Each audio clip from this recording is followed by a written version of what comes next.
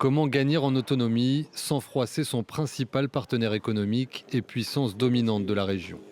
C'est le dilemme auquel l'Arménie est confrontée, sommée par Moscou de faire un choix entre continuité dans leurs relations et volonté d'adhésion européenne. Le Premier ministre arménien, qui a déjà évoqué l'idée d'un référendum pour trancher, joue la montre. Tant que l'Arménie n'aura pas officiellement demandé son adhésion à l'Union européenne ou ne se sera pas rapprochée du statut de pays candidat à l'adhésion à l'UE, il est illogique d'organiser un quelconque référendum. Nicole Pachinian réagit à la pression exercée ces derniers jours par la Russie. Restriction par Moscou des échanges commerciaux, rappel de l'ambassadeur russe à Yerevan samedi, et la veille, c'est Vladimir Poutine lui-même qui exige une clarification du positionnement stratégique de l'Arménie.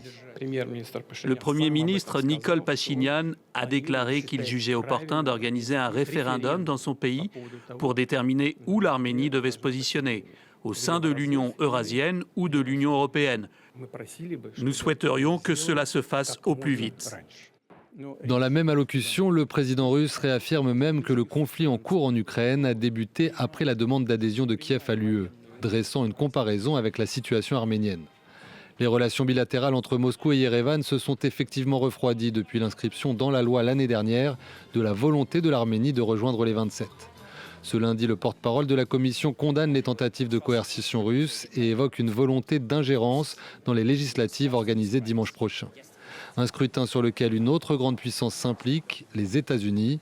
Le secrétaire d'État Marco Rubio s'est rendu en Arménie la semaine dernière et Donald Trump lui-même a apporté son soutien à Nicole Pachinian, qui sera opposée à des candidats majoritairement pro-russes.